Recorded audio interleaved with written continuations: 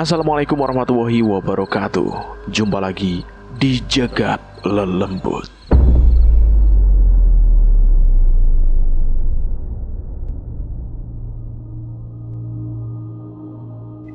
Sebuah mobil travel bergerak pelan membelah jalanan pedesaan yang becek dan berbatu. Angin sore pegunungan membuat daun-daun melambai lembut, membawa aroma tanah basah yang khas. Jalanan kecil menuju rumah nenek Reva berliku, dinaungi pepohonan rindang yang sesekali bergoyang diterpa angin. Aini memandang keluar jendela mobil travel yang mereka tumpangi. Matanya menangkap hamparan sawah hijau membentang, tapi pikirannya entah kenapa terasa berat. Sesuatu di desa ini terasa ganjil. Udah deh, Ai. Jangan banyak mikir. Lihat tuh, indah banget pemandangannya. Ujar Reva sambil mengunyah permen karet. Wajahnya terlihat santai, tidak terusik seperti Aini. Aini menghela nafas panjang, mencoba mengusir perasaan aneh yang sejak tadi menggelayuti hatinya. Iya, pemandangannya sih indah. Tapi entah kenapa aku ngerasa agak serem aja gitu. Kamu aja yang kebanyakan baca cerita serem. Jawab Reva sambil tertawa kecil. Kampung nenekku itu aman dan nyaman banget. Orang-orangnya ramah, makannya enak, terus udaranya segar. Gak ada yang harus dikhawatirin. Itu sebabnya aku lebih pilih pergi ke kampung nenek daripada ikut ibu dan ayah ke luar negeri. Lagian, mereka sibuk urus bisnis. Aku pasti bosan sendirian, mending liburan sama kamu. Aini memandang sahabatnya itu. Reva memang selalu seperti ini, ceria dan optimis. Nyaris tidak pernah terlihat tertekan, apalagi takut. Tapi Aini tahu dirinya berbeda. Sejak kecil ia memiliki kemampuan yang tidak dimiliki kebanyakan orang. Kemampuan itu seringkali menjadi berkat, tapi tak jarang juga menjadi beban. Tak lama setelahnya, travel itu berhenti di depan sebuah rumah tua berdinding kayu. Rumah itu berdiri di dekat ladang jagung yang luas. Nenek, Seru Reva dengan semangat, segera berlari masuk ke halaman. Seorang wanita tua dengan rambut putih keluar dari dalam rumah. Wajahnya berseri-seri melihat kedatangan cucunya. aduh Reva, akhirnya kamu datang juga. Ini teman kamu ya? Iya, Nek.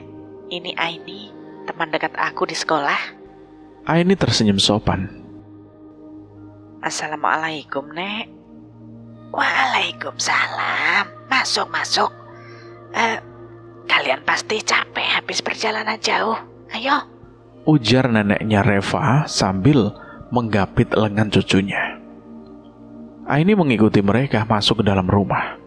Aroma kayu tua bercampur wangi bunga melati menyambutnya. Namun di sudut ruangan, ia merasakan hawa dingin yang tiba-tiba menyergap. Ia mencoba mengabaikannya, tapi matanya tanpa sadar melirik ke arah jendela. Sekilas, ia merasa ada sesuatu yang mengintip dari balik jendela. Aini berusaha tidak peduli. Dia langsung memutuskan membersihkan diri. Lalu bersama Reva dia membantu nenek menyiapkan hidangan untuk makan malam nanti. Malam itu desa terasa sunyi sekali. Tidak ada suara kendaraan. Hanya sesekali terdengar lolongan anjing dari jauh. Aini duduk di kasur lipat di kamar tamu, mencoba memejamkan mata. Reva sudah tertidur di sebelahnya. Dengkuran halus terdengar dari mulutnya. Sepertinya dia kelelahan juga kekenyangan sampai bisa tidur dengan mudah. Namun Aini tidak bisa tidur. Ada sesuatu yang terus mengganggunya. Telinganya menangkap suara samar seperti orang menangis, pelan, mendayu, dan penuh kesakitan. Tolong, tolong aku. Aini membuka matanya lebar-lebar. Suara itu terdengar jelas di telinganya, seolah seseorang berbisik tepat di sebelahnya. Ia menoleh ke arah Reva, memastikan sahabatnya masih tidur lelap. Tidak mungkin Reva berbicara. Siapa? Bisik Aini pelan, suaranya nyaris tak terdengar. Ia mencoba tetap tenang, meskipun jantungnya berdegup kencang. Matanya mengitari ruangan yang remang-remang, hanya diterangi cahaya bulan dari jendela. Tidak ada siapa-siapa. Namun suara itu kembali terdengar, kali ini lebih keras. Tolong, tolong aku. Aini merasa tubuhnya membeku. Ia menutup telinganya dengan kedua tangan, berusaha menghalau suara itu. Tapi sia-sia. Suara itu terus menggema di kepalanya, seperti menembus langsung ke pikirannya. Ia mencoba membangunkan Reva. Reva, bangun. Bisiknya sambil mengguncang-guncangkan tubuh sahabatnya. Reva mengerang pelan, membuka mata setelah sadar. Apa sih, Ai? Udah malam, ngantuk banget tahu. Reva, aku dengar suara, Fa. Ada yang minta tolong. Reva menghela nafas panjang, lalu duduk sambil menggosok matanya. Ai, kita ini lagi di kampung. Suara-suara aneh itu biasa. Mungkin suara angin atau binatang malam. Kamu jangan terlalu parno deh. Aku ngantuk nih. Tapi, Fa, ini jelas suara orang, bukan suara angin. Dia minta tolong sama aku. Reva menatap Aini dengan ekspresi setengah percaya. Minta tolong? Kamu pasti mimpi buruk kan? Aku gak mimpi, Fa. Aku yakin ada yang aneh di sini.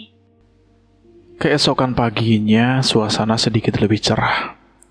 Reva mengajak Aini berjalan-jalan mengelilingi desa, memperkenalkan sahabatnya kepada beberapa tetangga neneknya.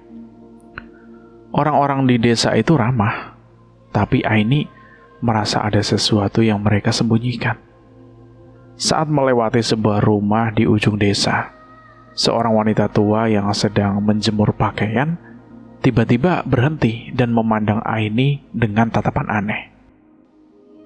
Kamu pendatang baru ya? Tanya wanita itu, suaranya serak. Iya, Nek. Jawab Aini gugup. Wanita itu mendekat, matanya tajam menatap wajah Aini. Matamu indah, tapi bawa dua hal sekaligus, berkah dan kutukan. Kamu harus hati-hati. Aini hanya mengangguk kecil, merasa tidak nyaman. Reva segera menarik tangannya, membawanya pergi dari sana. Udah, Ai, gak usah dipikirin. Orang-orang tua di sini memang suka ngomong aneh. Jangan ambil hati. Ujar Reva sambil tertawa, mencoba mencairkan suasana. Namun, ucapan wanita itu terus terngiang di kepala Aini. Ia merasa peringatan itu tidak boleh diabaikan. Kesana yuk, ada saung di sana. Ajak Reva sambil menunjuk ke tempat yang lebih tinggi. Dari sana, mereka bisa melihat sekeliling dengan jelas. Keduanya naik lalu memutuskan duduk di saung itu. Udaranya terasa lebih segar. Pemandangannya juga indah. Sejauh mata memandang yang nampak hamparan hijau. Itu apa ya, Fa? Sumur kah? Tanya Aini sambil menunjuk sesuatu di kejauhan. Letaknya di kebun warga yang nampaknya sudah tak terawat, karena pemiliknya itu sudah meninggal. Iya, sumur tua. Udah gak dipakai lagi kayaknya.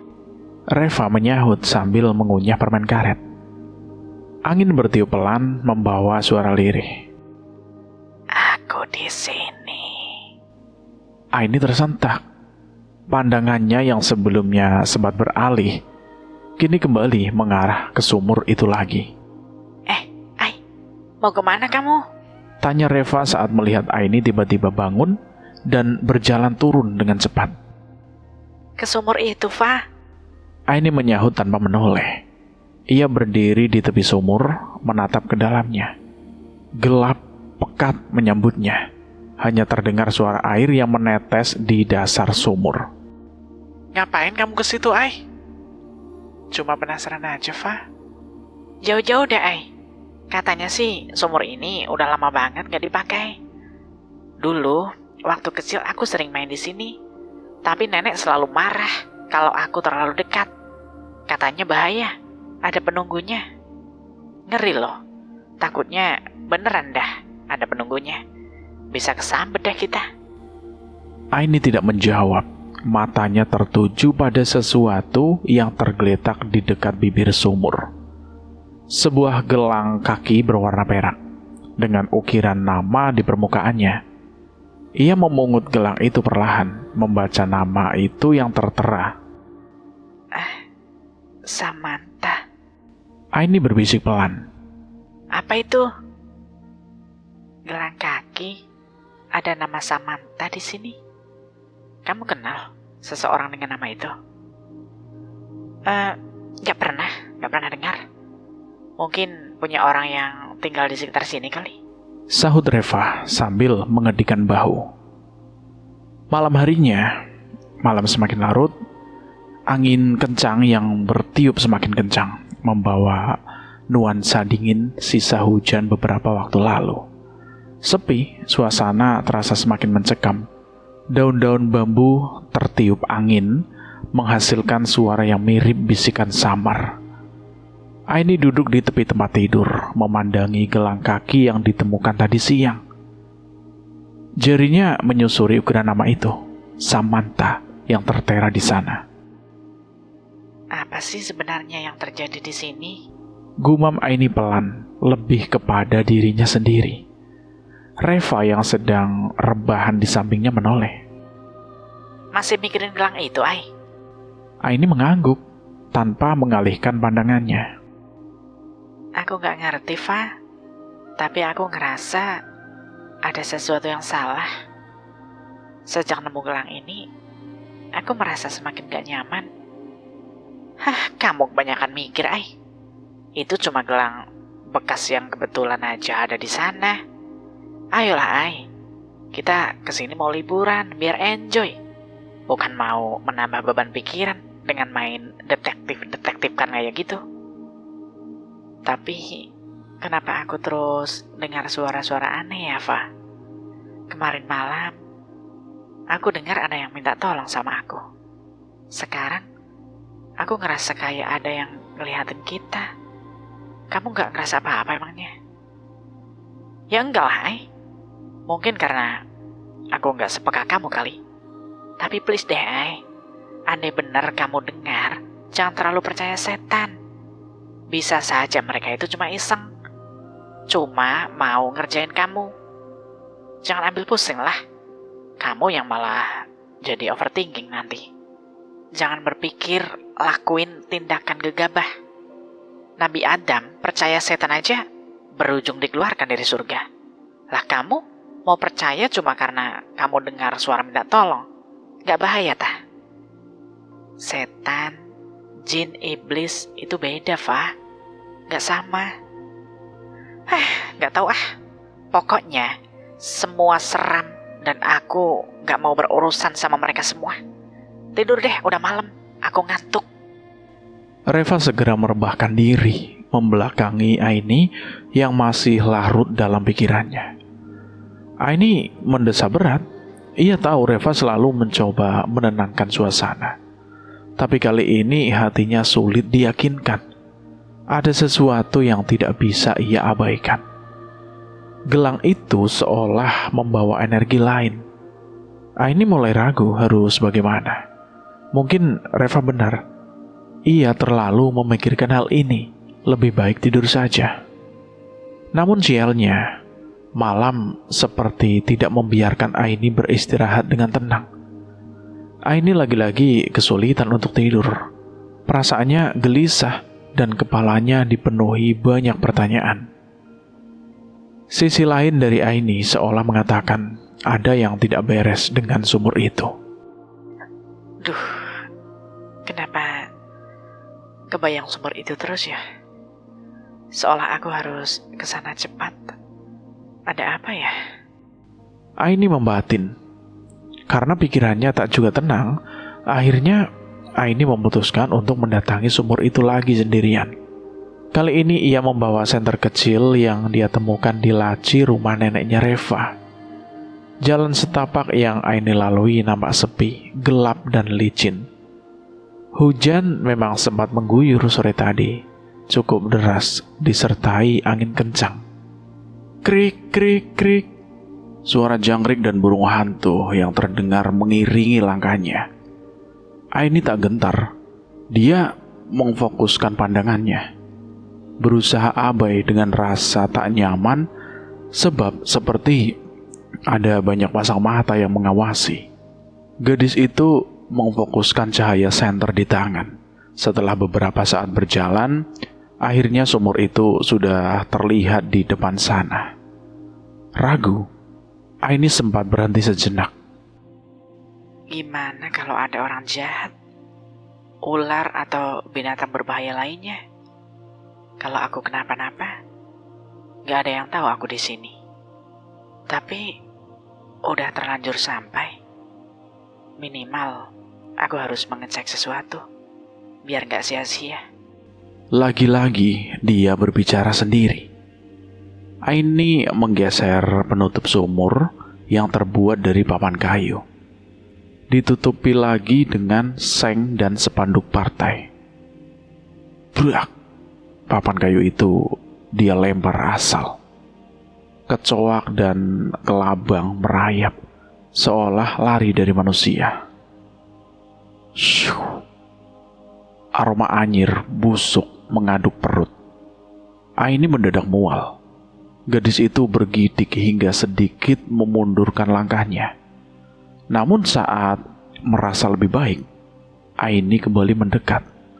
Dia arahkan cahaya senter itu ke dalam sumur, mencoba melihat sesuatu di dalamnya sumur itu yang gelap.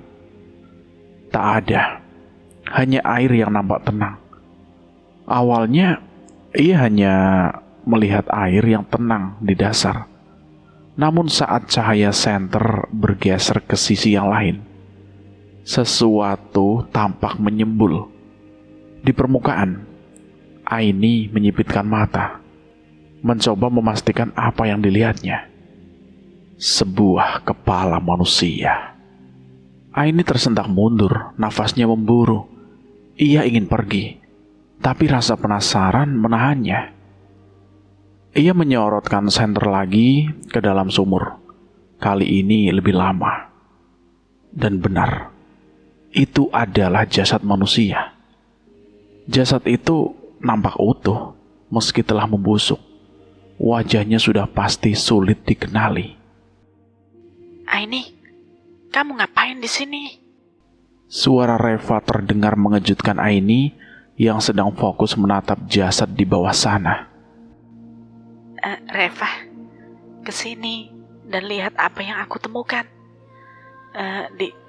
Di bawah sana, kamu juga lihat kan? Astaga, mayat. Mayat siapa ini? Reva memekik hingga jatuh terjerembab ke belakang. Gak tahu, Fa.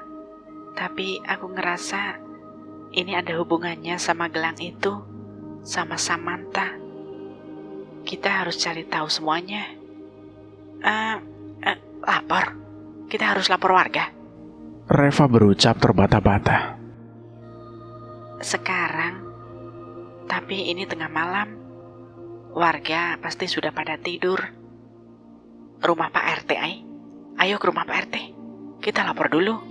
Andai evakuasinya besok pagi, gak apa-apa. Yang penting lapor dulu. Ajak Reva. Kedua gadis itu berlari dalam gelap. Cahaya senter mengarah tak tentu arah seiring langkah mereka yang semakin cepat. Sampailah mereka ke rumah Pak RT. Reva segera naik ke teras, lalu menggedor pintu kuat-kuat. Assalamualaikum. Pak RT. Seru Reva lantang, tak peduli jika pemilik rumah sudah terlelap. Tak lama, terdengar suara langkah mendekat.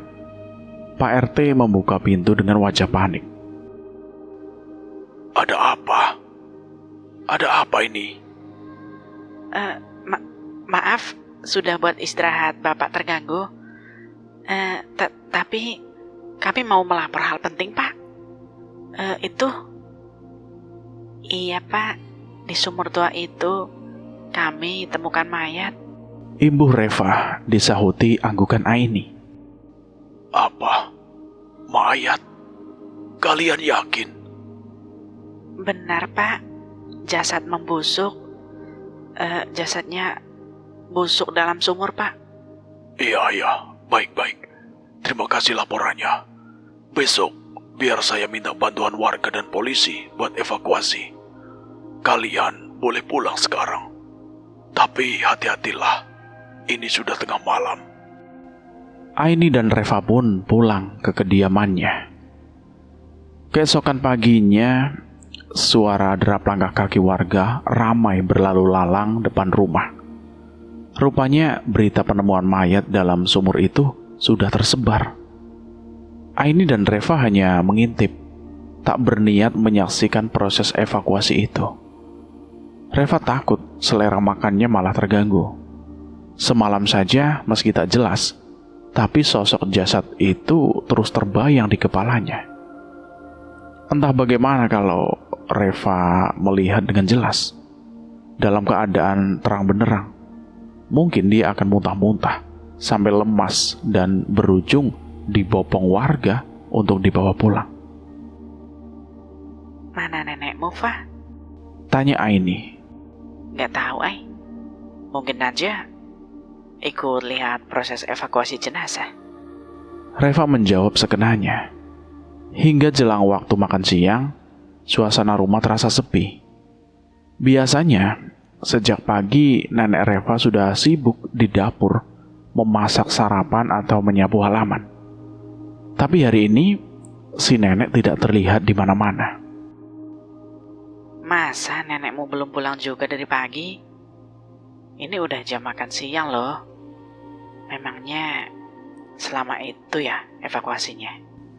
Tanya Aini khawatir, mendatangi Reva yang sedang membaca novel di kamar tengah. Masa belum pulang?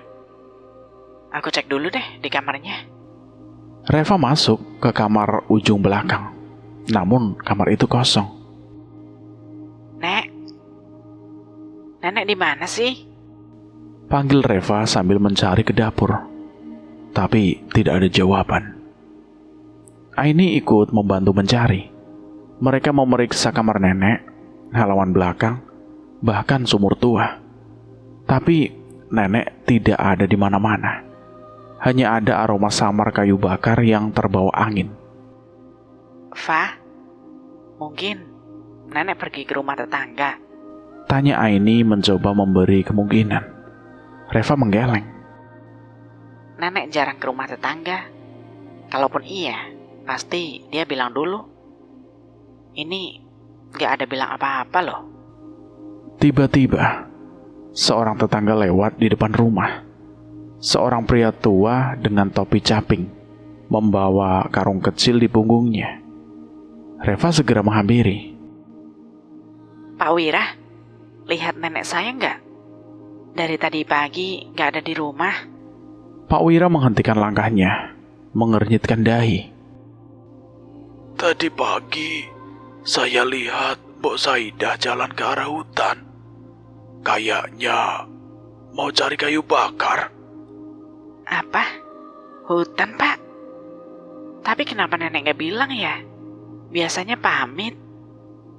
Mungkin nenek kamu buru-buru, Nduk. Mau cari kayu buat masak. Tapi aku harap nenek kamu ndak masuk ke hutan terlalu jauh. Akhir-akhir ini hutan itu ada yang bilang gak aman. Ada apa di hutan, Pak? Tanya Aini, merasa ada sesuatu yang disembunyikan.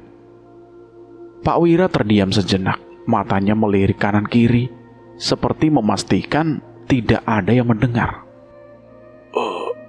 Beberapa waktu lalu, di hutan sana, ditemukan mayat.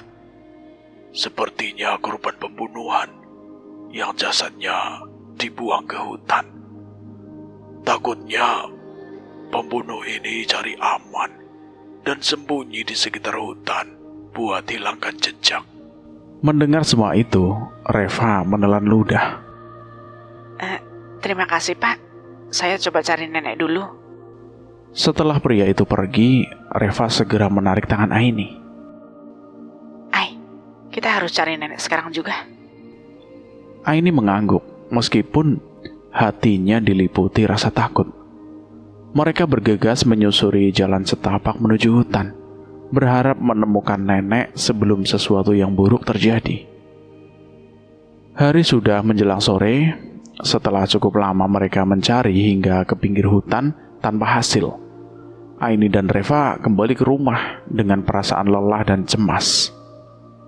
Warga desa yang dimintai bantuan hanya berani mencari di sekitar area luar hutan. Tidak ada yang berani masuk lebih jauh. Nenek nggak mungkin pergi jauh kan? Dia juga udah tua. Ujar Reva dengan suara bergetar. Ia duduk di kursi ruang tamu, menggenggam secangkir teh yang kini sudah dingin. Aini duduk di sampingnya, menatap sahabatnya dengan penuh simpati. Kita coba cek lagi besok, Fa. Mungkin nenek nyasar dan belum ketemu jalan keluar. Reva mengangguk pelan, meski jelas terlihat ia mulai kehilangan harapan. Tapi kalau ada apa-apa sama nenekku, aku nggak tahu harus gimana, Ai. Kamu tenang dulu ya. Lebih baik sekarang kamu hubungi orang tuamu, minta bantu doa supaya nenekmu cepat ketemu. Belum sempat Reva menjawab, suara keras terdengar dari luar. Gebrak! Seperti sesuatu yang dilempar ke arah rumah. Apa itu? Bisik Aini, tubuhnya langsung tegang. Reva berdiri. Kayaknya dari depan. Kita cek yuk. Reva mengambil senter di laci. Mereka berjalan perlahan ke arah pintu depan. Aini membuka pintu dengan hati-hati. Dan di sana, mereka menemukan sebuah batu besar tergeletak di depan pintu. Batu itu dibungkus dengan sesuatu, selembar kertas kusut yang diikat dengan tali. Reva memungut batu itu, membuka kertas yang melilitnya. Matanya membesar saat membaca tulisan yang tercoret dengan tinta merah tebal. Jangan ikut campur. Apa-apaan ini? Suara Reva bergetar, campuran antara marah dan takut. Aini menatap kertas itu dengan wajah pucat. Kayaknya ini peringatan deh, Fa. Ada yang gak suka kita nyari tahu soal nenek, atau mungkinkah ini soal mayat itu? Reva menggeleng, tak percaya. Tapi siapa yang bakal ngirim ancaman kayak gini? Ini kampung, Ai. Semua orang di sini saling kenal baik, saling jaga. Harusnya kita aman di sini. Aman? Gimana dengan jasad itu? Dia temui ajal di kampung ini. Artinya di sini tuh gak aman, Fa. Reva tidak menjawab. Ia merasakan hawa dingin kembali menyelimuti dirinya. Rasa khawatir dan putus asa membuat tubuhnya melemas. Aini merasa diawasi. Dari sudut matanya, ia seperti menangkap bayangan seseorang berdiri di kejauhan, menatap ke arah mereka. Tapi saat ia memutuskan turun dari teras, menyorotkan senter ke arah tadi, bayangan itu lenyap. Fa, Reva, kita masuk dulu, kunci semua pintu dan jendela. Aku gak yakin kita aman. Ingat, kita cuma berdua, gak ada yang jaga. Tegas Aini pada Reva. Besok aku bakal coba hubungi Mama dan Papa lagi. Semoga bisa terhubung. Sinyal di sini benar-benar jelek. Mereka segera masuk ke rumah, lalu menutup pintu rapat-rapat.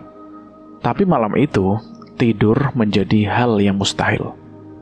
Aini terus mendengar bisikan samar di telinganya. Kali ini, suara itu lebih jelas. Cari dia. Temukan dia. Aini membuka matanya lebar-lebar. Ia menoleh ke arah Reva yang sudah terlelap, lalu memandang gelang kaki di atas meja kecil di samping tempat tidur. Bisikan itu kembali terdengar seperti suatu permohonan yang mendesak. Jahat. Hukum mereka. Aini tak pedulikan suara-suara itu, hingga akhirnya suara itu semakin samar, seiring rasa kantuk yang datang melanda tiba-tiba. Waktu berlalu, pencarian nenek Reva akhirnya membuahkan hasil 2 hari kemudian. Warga desa yang memberanikan diri masuk lebih jauh ke dalam hutan menemukan jejak kaki yang mengarah ke sebuah gubuk kecil di tengah rimbunnya pepohonan. Gubuk itu tua dan hampir roboh. Saat pintunya didobrak, mereka menemukan nenek Reva di dalam. Namun tubuhnya sudah tidak bernyawa. Ia terikat di kursi kayu dengan luka-luka menganga di sekujur tubuhnya. Wajahnya terlihat seperti menyimpan ketakutan yang luar biasa sebelum ajal menjemputnya. Warga desa gempar, tidak ada yang tahu siapa yang tega melakukan hal sekejam itu. Reva tidak bisa menahan tangisnya saat mendengar kabar itu. Kenapa, Ai? Kenapa nenek harus pergi dengan cara kayak gini? Dia nggak pernah ganggu siapa-siapa. Aini memeluk sahabatnya dengan erat. Ia sendiri merasa ngeri dan bingung. Tapi di lubuk hatinya, ia tahu ini ada hubungannya dengan kasus perempuan, jasad, gelang, dan juga ancaman itu. Ada sesuatu yang belum terpecahkan, dan mereka seolah dipaksa untuk masuk lebih dalam. Apa ini bentuk ancaman atau peringatan? Karena jasad yang sengaja disimpan berhasil kita temukan. Apa pembunuh itu meminta kita berhenti cari tahu tentang siapa jasad itu? Aku rasa ini semua bukan kebetulan. Semua berhubungan. Dan soal gelang itu mungkin bisa jadi petunjuk. Reva menghapus air matanya kasar. Sorot matanya yang sebelumnya penuh kesedihan, kini berubah menjadi tekad. Kalau memang ada hubungannya, kita harus bongkar, Ai. Aku gak peduli apa yang harus kita hadapi. Nenekku mungkin pergi karena orang itu gak tahu mau kita bongkar kasus ini. Ayo, bongkar, Ai. Aini mengangguk kecil. Di satu sisi, ia takut, tapi di sisi lain, ada dorongan kuat yang memaksanya untuk terus maju. Meskipun dia tahu apa yang akan dia hadapi akan sangat berbahaya dan mengancam nyawa. Keesokan harinya, Aini dan Reva memutuskan untuk menyelidiki lebih jauh tentang Samantha. Namun sialnya, mereka tak tahu harus mulai dari mana. Akhirnya, keduanya hanya bisa berjalan-jalan di sekitar desa, berharap akan bisa menemukan sedikit petunjuk. Di perjalanan, mereka bertemu dengan nenek aneh tempo hari. Nenek yang mengatakan bahwa mata Aini membawa kutukan dan berkah. Apa yang kalian cari, Duk? Tanya nenek itu. Reva menarik tangan Aini, mengajaknya menjauh. Tapi Aini keberatan, merasa tak sopan saja jika tidak menjawab. Ayo pergi, Ai. Dia aneh. Bisik Reva. Maaf, Nek. Apa nenek tahu siapa pemilik gelang ini? Tanya Aini sambil mengeluarkan gelang kaki dari sakunya. Nenek itu menatap lekat-lekat. Mata tuanya mulai memicing, tapi dia diam saja. Udahlah, Ai. Ayo pergi. Lagi-lagi Reva menarik tangan Aini menjauh. Kali ini Aini terpaksa mengikuti langkah Reva menjauh. Samantha, anak itu. Nenek tua tadi menggumam pelan. Ayo ikut nenek. Kata wanita tua itu lalu berbalik. Dia berjalan cukup jauh dengan langkah perlahan. Reva dan Aini masih mengikuti. Mau kemana kita? Kita udah jalan kaki jauh sekali. Kalian lihat rumah besar di atas sana. Itu rumah siapa? Besar sekali. Aku ingat nama itu. Samantha. Perempuan cantik yang sering mengajakku ngobrol. Menghalau sepi. Nenek itu memejamkan mata, mengenangnya. Kenapa kalian cari dia? Nenek tahu soal perempuan jasad dalam sumur beberapa waktu lalu. Iya, aku dengar soal itu. Gelang kaki ini aku temukan di sekitar sumur, Nek. Gak mungkin. Kalian coba saja cari dia ke rumah Juragan Kotim. Dia bilang dia kerja di rumah itu. Pasti dia di sana. Nenek itu segera berbalik, pergi meninggalkan Reva dan Aini yang mematung. Ai, haruskah kita ke sana? Tanya Reva ragu, menatap ke arah rumah megah dengan pagar menjulang di depan sana. Aini mengangguk. Mereka berjalan semakin dekat. Tangan Aini memegang pagar besi menatap ke halaman. Dek, perasaan aneh tiba-tiba menghampiri Aini. Aini merasakan dadanya sesak, seperti ada sesuatu yang menekan. Ia mencoba mengabaikannya, tapi bayangan wajah wanita cantik tiba-tiba muncul lagi di benaknya. Ai, kamu kenapa? Mukamu pucat banget. Tanya Reva menggenggam lengan sahabatnya itu. Aini menggeleng pelan. Aku gak tahu, Fa. Tapi aku merasa gak enak. Tubuh Aini menegang, tersentak-sentak beberapa saat, lalu dia menunduk diam. Reva menelan ludah mencoba mengabaikan rasa takut yang mulai merayap di tubuhnya, lalu menyentuh sahabatnya itu. Ai, kamu kenapa? Aini tidak merespon. Dia mengangkat kepala menunjukkan wajahnya yang sedikit berbeda. Ada guratan urat kehijauan nampak di sekitar pipinya. Matanya kosong, tatapannya lurus ke depan. Tiba-tiba ia berbisik pelan. Suaranya terdengar aneh dan bukan seperti suara biasanya. Dia bilang dia akan bertanggung jawab. Tapi dia bohong. Dia bohong. Ai, kamu kenapa? Ai. Reva mengguncang bahu Aini, tapi sahabatnya itu tidak bereaksi. Lalu Aini jatuh berlutut. Kedua tangannya mencengkeram tanah. Reva mundur beberapa langkah, ketakutan. Aini mulai berbicara lagi, tapi kali ini suaranya berbeda. Lebih dalam, lebih berat seperti suara orang lain. Penjahat. Pembunuh. Dia harus membayarnya.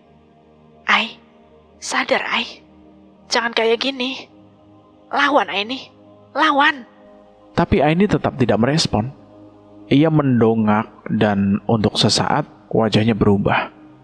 Wajahnya yang biasanya lembut kini dipenuhi ekspresi marah dan sakit hati. Reva hampir tidak mengenalinya. Dia harus membayar. Dia harus merasakan apa yang aku rasakan. Lalu Aini tersadar. Tubuhnya ambruk ke tanah, nafasnya tersengal-sengal.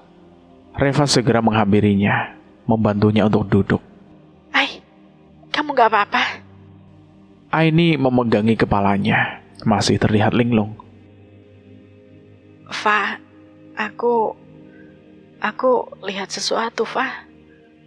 Aku lihat perempuan bernama Samantha lagi bertengkar hebat sama pria di dalam rumah besar. Aku nggak ingat semua obrolannya, tapi intinya Samantha bilang dia harus bertanggung jawab. Tapi pria itu malah marah dan mengusirnya. Reva mengerutkan kening. Pria itu Juragan Kotim. Aku nggak tahu rupa Juragan Kotim, tapi kalau aku ketemu orang dalam bayanganku, aku rasa aku ingat wajahnya. Haruskah kita temui Juragan Kotim? Tapi aku ragu, kita nggak ada keperluan khusus. Dan kalau yang kamu bilang benar, kalau Juragan Kotim memang pembunuh itu, kita bisa bahaya. Kondisimu juga lagi lemah, kamu pucat. Ayo pulang saja. Mereka kembali ke rumah. Suasana mencekam masih menyelimuti mereka. Reva terus memperhatikan Aini yang nampak gelisah. Malam harinya, Ai, kamu yakin kamu gak apa-apa? tanya Reva untuk kesekian kalinya. Aini mengangguk meskipun wajahnya tidak meyakinkan. Aku gak apa-apa, Fa. Tapi aku tahu satu hal. Samantha gak akan berhenti sampai kita menemukan kebenaran. Reva merinding mendengar ucapan itu. Ia ingin menyerah, ingin berhenti terlibat dalam semua ini. Tapi rasa kehilangan neneknya membuatnya terus maju. Kita harus cari tahu lebih lanjut, Ai. Kalau perlu, kita cari tahu soal Juragan Kotim itu. Aini mengangguk pelan, tapi sebelum mereka bisa membahas lebih jauh, tiba-tiba lampu di rumah Aini berkedip-kedip. Ai, itu di belakang kamu. Aini menoleh perlahan, tubuhnya kaku, jantungnya seolah berhenti berdetak ketika matanya menangkap bayangan samar di dekat pintu kamar. Sosok itu tinggi, dengan rambut panjang yang menjuntai menutupi wajah busuknya. Tirai tipis itu bergerak tertiup angin. Begitupun dengan rambut sosok itu. Aroma anyir bercampur busuk tercium kuat. Perut Reva dan Aini bagai diaduk-aduk. Reva menjerit, dia merapatkan tubuh memeluk Aini. Dalam keremangan cahaya yang terus berkedip, Aini merasa hawa dingin merayap ke seluruh tubuhnya. Tolong, beri aku kata adil. Bisiknya pelan, nyaris tak terdengar. Sosok itu tidak bergerak, hanya berdiri diam di sana, menatap dengan mata kosong, berongga tanpa bola mata. Reva memegang tangan Aini erat, hampir mencengkram terlalu kuat. Ai, ini gak nyata kan? Suaranya terdengar gemetar, dipenuhi ketakutan dan bercampur putus asa. Namun ketika sosok itu mulai bergerak maju, berjalan terseok-seok, menyeret kakinya perlahan, gadis itu tersadar bahwa ini bukan bayangan, ini nyata. Jejak basah nampak jelas di lantai. Ini bukan mimpi. Ingin rasanya lari, tapi tubuh gadis itu seperti membeku. Lari, lari. Teriak Aini tiba-tiba, menarik Reva ke arah pintu belakang. Mereka berlari sekuat tenaga, meninggalkan rumah yang kini dipenuhi suasana mencekam. Setelah berhasil keluar dari rumah, mereka bersembunyi di sebuah gubuk kecil di dekat kebun singkong. Nafas mereka terengah-engah. Dada Aini terasa seperti akan meledak. Fah, kamu lihat tadi kan? Tanya Aini, suaranya masih gemetar. Reva mengangguk, wajahnya pucat pasi. Itu Samantha, Ai. Aku mengenalinya. Dress selutut itu sama seperti yang aku lihat dalam bayangan tadi. Aini memejamkan mata, mencoba menenangkan dirinya. Namun bayangan sosok itu terus berputar di kepalanya. Dia mau kita tahu sesuatu, Fa. Ini bukan cuma soal kematian dia. Ini soal kebenaran yang dia pengen kita ungkap. Reva langsung memeluk lututnya, mencoba meredakan ketakutan yang terus mengguncang tubuhnya. Tapi gimana kalau ini terlalu berbahaya? Gimana kalau kita nggak bisa keluar hidup-hidup?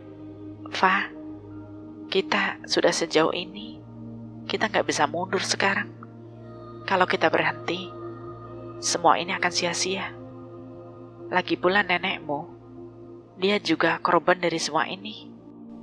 Reva mengangguk pelan, meskipun masih ketakutan. Ia tahu Aini benar, tapi perasaan ngeri itu tetap susah ia hilangkan. Setelah memastikan suasana cukup tenang, mereka memutuskan untuk mendatangi satu tempat. Aini merasa ada satu tempat lagi yang harus mereka selidiki. Rumah Juragan Kodim. Kalau Samantha berani mewujud, muncul di depan kita seperti tadi, mungkin karena dia mau nunjukin sesuatu, Fa. Dan aku yakin jawabannya ada di Juragan Kodim, kata Aini dengan nada tegas. Rumah Juragan Kodim berdiri megah di ujung desa, tidak seperti rumah-rumah warga lain yang terlihat tua dan rapuh. Rumah Juragan Kodim nampak megah dengan nuansa klasik. Pilar-pilarnya nampak menjulang kokoh. Reva menatap rumah itu dengan ragu. Apa kita beneran mau masuk? Kalau ketahuan, kita bisa habis. Aini menelan ludah, jantungnya berdebar kencang. Kita nggak punya pilihan lain, Fa. Kalau Juragan Kodim beneran ada hubungannya sama kematian Samantha dan nenekmu, juga dalang dibalik ancaman-ancaman yang kita dapat, masa kita diam aja? Pagar tak terkunci. Sementara satpam yang bertugas berjaga malam hari nampaknya ketiduran di posnya. Dengan hati-hati mereka menyelinap masuk melalui bagian belakang rumah. Untungnya halaman samping dan belakangnya penuh tanaman hias dengan pot-pot tinggi yang bisa menyembunyikan mereka. Setelah memastikan tidak ada yang memperhatikan, mereka berhasil masuk ke dalam rumah melalui jendela kamar paling belakang yang sepertinya lupa ditutup oleh ART. Suasana di dalam rumah terasa hening. Bisa saja penghuninya sudah lelap. Kita harus cari petunjuk di mana? Di mana aja, Fa? Mungkin ada yang bisa kita temukan di rumah ini. Mereka berjalan perlahan, mencoba tidak membuat suara sekecil apapun. Tapi tiba-tiba, langkah mereka terhenti ketika mendengar suara dari ruang tamu. Aini memberi isyarat pada Reva untuk diam. Mereka berjongkok di balik sofa besar, mengintip ke arah ruang tamu. Di sana, Juragan Kodim sedang berbicara dengan seorang pria muda yang mereka kenali sebagai anaknya. "Kita nggak bisa terus begini, Pak," kata pria muda itu dengan nada cemas. "Kalau ada yang tahu soal Samantha, kita bisa kena masalah besar. Sial sekali gadis-gadis itu. Kenapa pula mereka harus ngecek sumur tua itu sih? Padahal itu tempat yang sempurna buat membuang mayatnya. Sia-sia aku buat rumor seram kalau di sana sering ada penampakan seram. Biar nggak ada yang mendekati sumur itu." "Diam. Jangan sebut-sebut nama itu lagi. Semua sudah selesai. Samantha sudah mati. Dan tidak ada yang tahu soal itu." "Tapi, Pak..." Diam. Bapak sudah sengaja sebar fitnah kalau Samantha kabur setelah curi uang di rumah kita. Rencana Bapak itu sudah sempurna, Dio. Orang-orang percaya dan gak ada yang bakal nyangka kalau jasad itu adalah dia. Lagian, Samantha itu sebatang kara. Gak ada yang peduli, apalagi nyari dia. Kamu tenang aja, ucap Juragan Kodim. Aini menutup mulutnya, menahan nafas. Jantungnya berdebar kencang mendengar pengakuan itu. Reva di sebelahnya gemetar hebat, wajahnya pucat pasi. Pak, aku dengar percakapan dua gadis itu, Pak. Mereka temuin gelang kaki Samantha.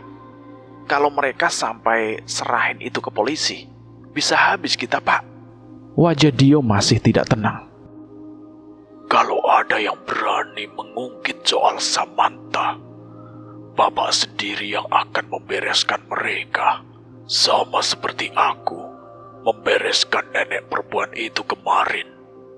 Gimana lagi?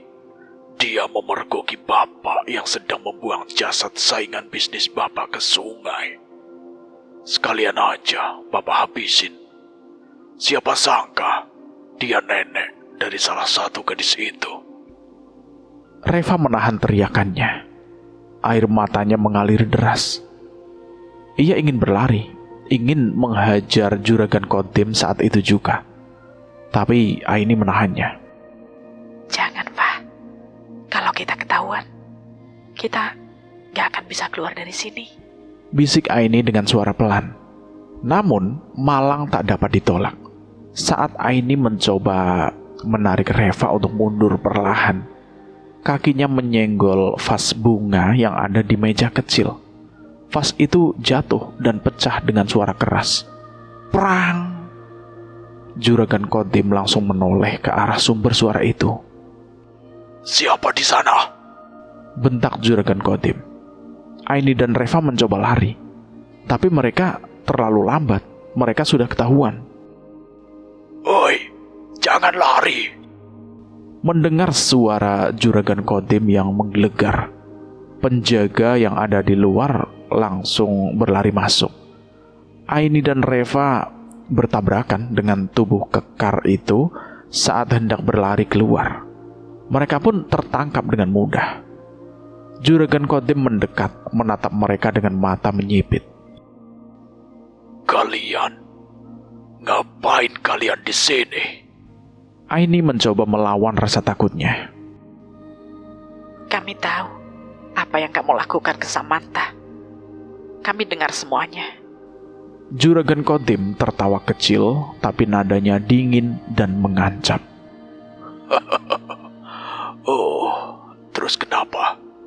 Mau melaporkan aku, ha? Kalian pikir kalian bisa keluar hidup-hidup dengan informasi yang kalian kantongi itu? Kami gak takut sama kamu. Kebenaran pasti akan terungkap, kata Reva memberanikan diri. Juragan Kodim mendekat ke arah mereka, wajahnya penuh amarah. Kebenaran? Kalian pikir dunia ini peduli pada kebenaran? Dunia hanya peduli dengan harta dan tahta. Dan aku punya itu. Bawa mereka ke gubuk di tengah hutan. Aku akan urus mereka nanti. Aini dan Reva dibawa ke sebuah gubuk tua di tengah hutan dengan mata ditutup kain. Sesampainya di gubuk, penutup mata mereka dibuka. Gubuk itu nampak menyeramkan, dengan dinding kayu yang sudah lapuk dan atap yang nyaris roboh. Aini mengenali tempat itu. Fah, ini tempat nenekmu ditemukan. Reva menatapnya dengan mata berkaca-kaca. Aku takut. Gimana kalau kita gak bisa keluar dari sini dengan selamat? Kita pasti bisa, Fah. Kita harus tetap kuat. Mereka diikat di salah satu tiang kayu di dalam gubuk. Udara di dalam terasa pengap, dan suara-suara aneh dari luar membuat suasana semakin mencekam. Suara kuntilanak terkikik, seolah sedang mengejek. Suara burung hantu menambah kesan seram. Juga lolongan anjing liar di kejauhan. Dua gadis yang nyawanya di ujung tanduk itu semakin ketakutan. Di tengah keputusasaan mereka, Aini tiba-tiba merasakan sesuatu. Hawa dingin yang ia kenal. Fa, dia datang. Bisik Aini. Reva menatap Aini dengan wajah ketakutan. Kamu yakin, Ai? Suaranya bergetar hampir seperti anak kecil yang ketakutan di tengah malam. Namun Aini tidak menjawab. Tubuhnya tiba-tiba menegang.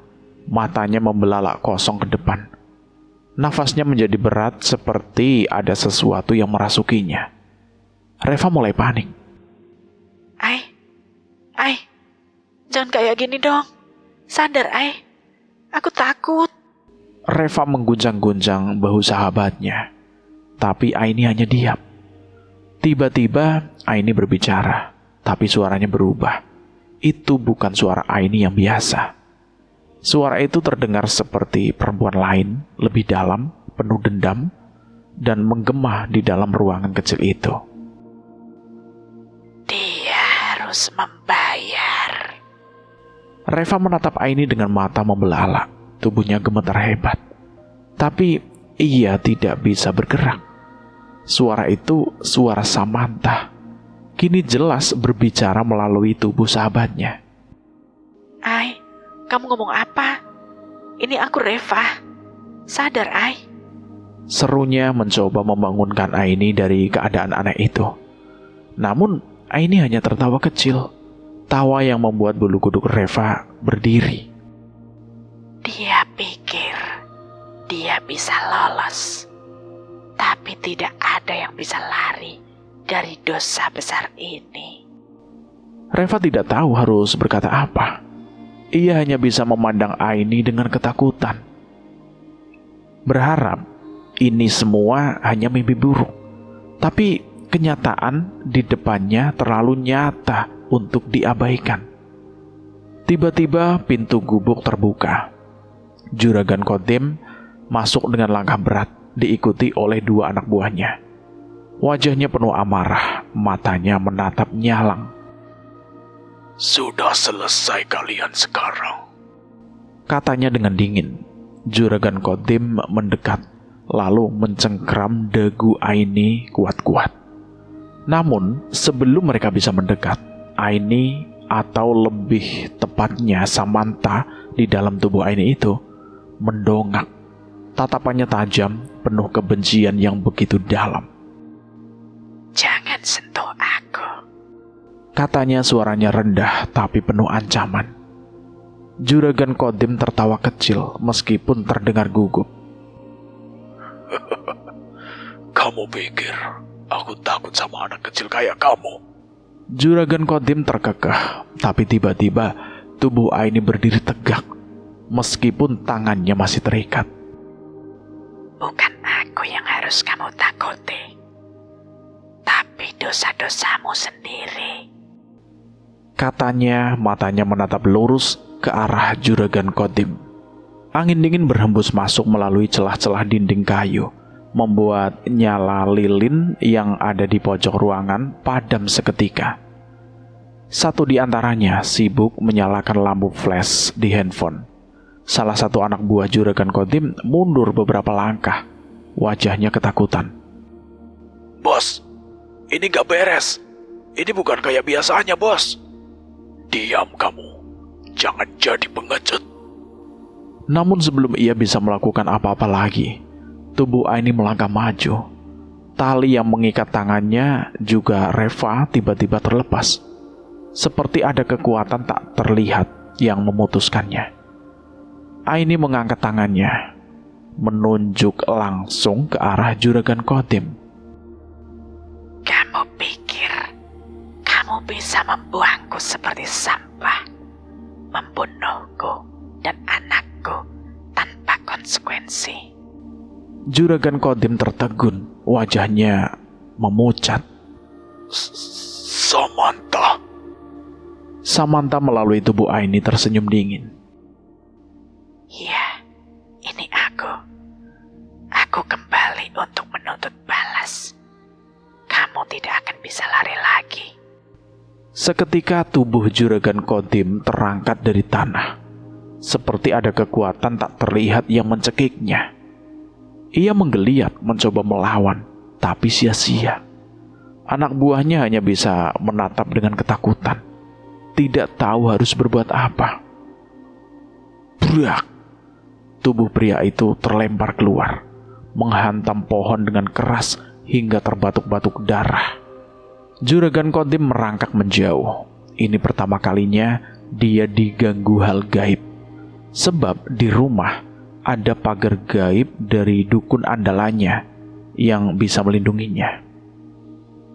Aini masih dalam keadaan kesurupan, mengikuti ia di belakangnya, dengan Reva yang terpaku ketakutan mencoba menyusul. Akui, bersihkan namaku yang kau buat kotor. Akui dosamu.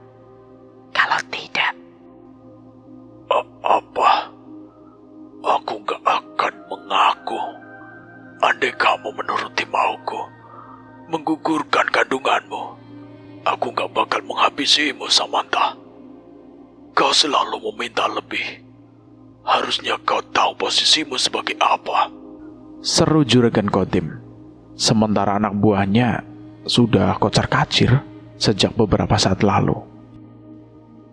laknat. Aini mengangkat kedua tangan. Juragan Kodim kembali melayang di udara. Kakinya menendang-nendang angin. Lehernya tercekik oleh kekuatan tak terlihat. Kau lepaskan aku. Sesak. Bukankah begini caramu habisiku, Kodim? Baik. Aku akui semua.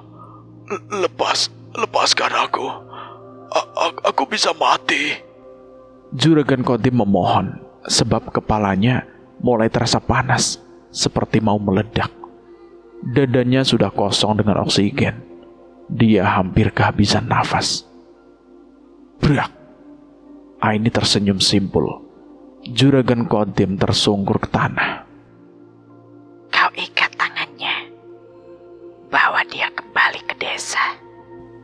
Ujar Aini melirik ke arah Reva.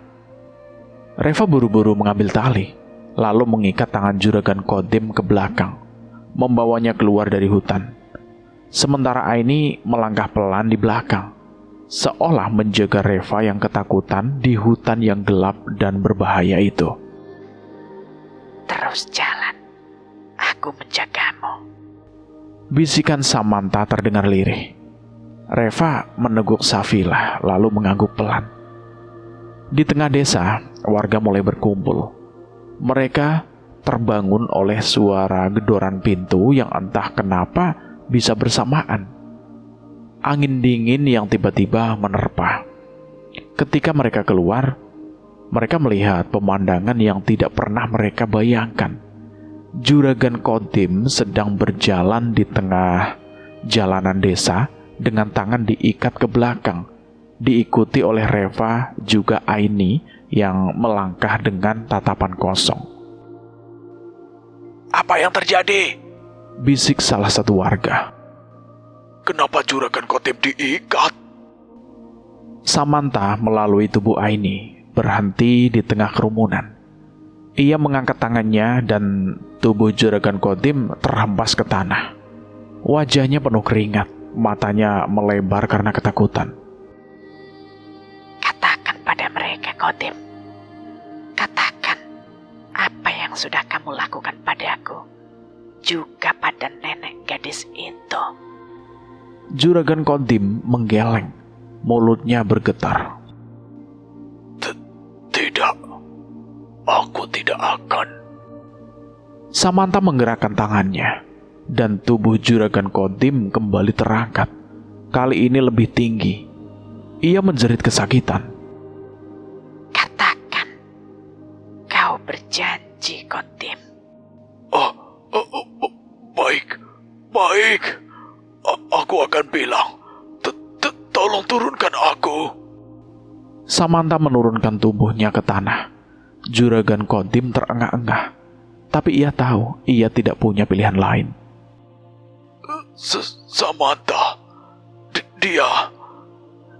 Dia adalah ART sekaligus gundekku. Dia hamil anakku, tapi dia mengancam akan membongkar semuanya pada istriku yang sedang berobat di kota, juga pada warga desa. Aku tidak punya pilihan lain. Nama baikku harus kujaga jelang pencalonan politikku. Jadi aku membunuhnya dan membuang jasadnya ke sumur tua itu, biar gak ada yang curiga. Aku mengatakan kalau Samantha pergi dari rumah setelah mencuri uang di rumahku. Warga yang mendengar pengakuan ini tertegun. Beberapa dari mereka berbisik-bisik tidak menyangka.